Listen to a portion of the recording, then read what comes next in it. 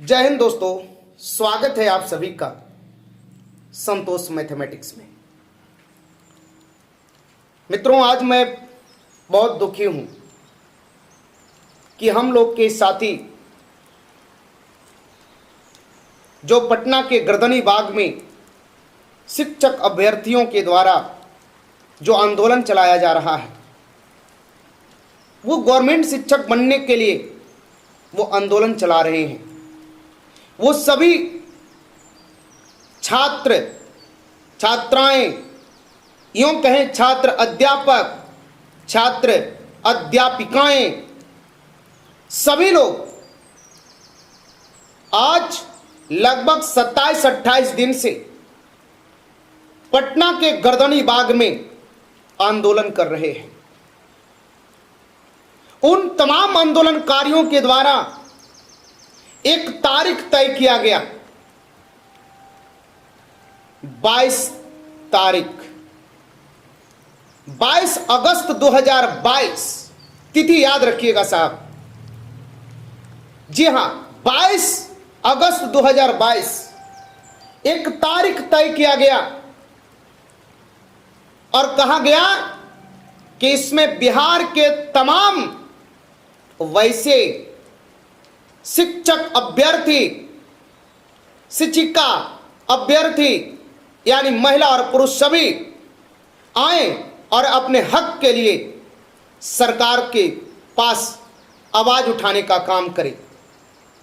लेकिन सरकार का एक वफादार पदाधिकारी का कारनामा देखिए, कैसे सरकार को खुश करने का काम किया जा रहा है।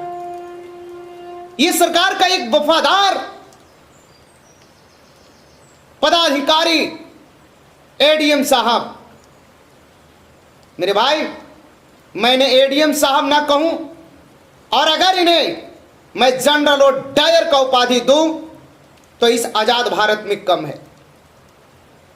क्या आजाद भारत में भी आज भी कोई जनरल और डायर के वंशज घूम रहे हैं?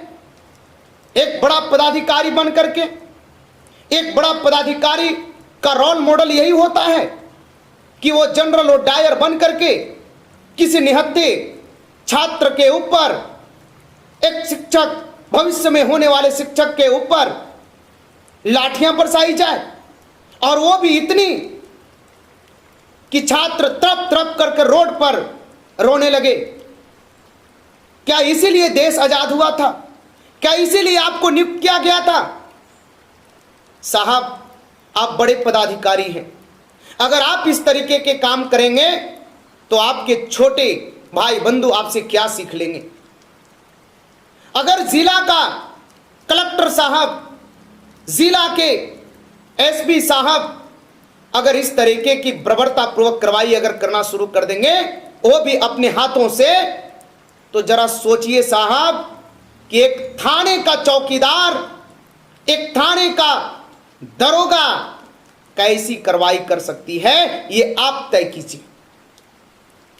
साहब, पटना में प्रदर्शन कर रहे जो अभ्यर्थी थे और इस अभ्यर्थी के ऊपर एडीएम के सिंह लाठी बरसाते हुए दिखे गए, लेकिन फिर भी एडीएम साहब ने उसे इसलिए पीटा कि वो लड़का तिरंगे को अपमानित कर रहा था, ऐसा एडीएम साहब को लगा। मेरे भाई, मेरे मित्र, सभी युवा साथी ध्यान रखिए, सुनिए अच्छे से। जब देश का कोई जवान शहीद होता है, जब देश का कोई जवान शहीद होता है तो बस उसे एक ही चीज का भरोसा होता है कि आज ये भारत की सरकार हमें शहीद का दर्जा दे या ना दे, लेकिन एक तिरंगे में लपेट कर मेरे घर पहुंचा दे, मेरे बॉडी को। अनीसुर रहमान ने उस तिरंगे को अगर उसी के मन में अपमानित करने का पहले से भ्रम होता, अगर अपमानित करने का उनके अंदर में थोड़ा सा जज्बा होता, तो वो अनीसुर रहमान अपने पिता जाते और तिरंगे को भी पीट देते, तिरंगे को भी अपमानित कर देते। लेकिन अनीसुर रहमान ने पिटाना मंजूर किया, लेकिन तिरंगे की आन बान शान को उन्होंने झुकने नहीं दिया, तिरंगे को नीचे मिटने नहीं दिया, तिरंगों के नीचे अपमानित होने नहीं दिया। इसलिए एडीएम साहब, जो के सिंह एडीएम साहब हैं, सरकार ऐसे पदाधिकारी के ऊपर तुरंत कार्रवाई करे। और मैं सभी शिक्षक संगठनों से, वर्तमान में जो भी शिक्षक संगठन हैं, मैं सभी शिक्षक संगठनों से आशा करता हूं और मैं आग्रह करता हूं कि जो ये अनीसुर रहमान हैं, इन्हें मदद पहुंचाई जाए, इन्हें सहयोग राशि से सहायता किया जाए। बहुत गरीब परिवार से बिलोंग करने वाला विद्यार्थी नजर आ रहे थे, उनके चेहरे से ही पता चल रहा था कि एक नॉर्मल फैमिली से बिलोंग करने वाला परिवार के बच्चे आज ये आंदोलन करते हुए पाए गए। और एक बड़े पदाधिकारी के द्वारा इस तरीके की बर्बरतापूर्वक पिटाई कर देना ये उचित नहीं है।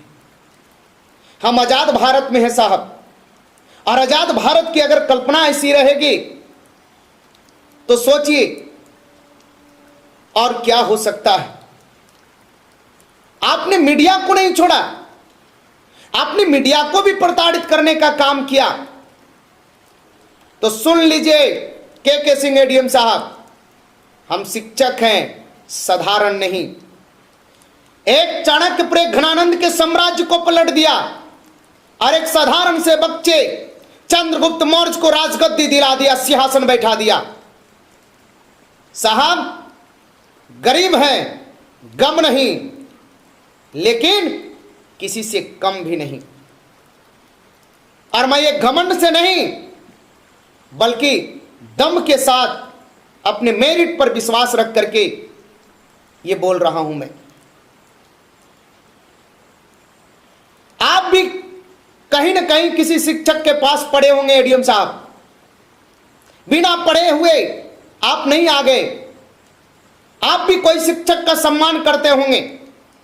उस समय आपको भी सोचना चाहिए था कि मैं एक शिक्षक का सम्मान करूं। इस तरीके से बर्बरतापूर्वक पिटाई करना सही नहीं है। तो मैं भी आज एक चेतावनी देता हूं एडीएम साहब, सुन लीजिए कान खोल करके, कि अगर आपके द्वारा इस अनीसुर रहमान के ऊपर किया गया कार्रवाई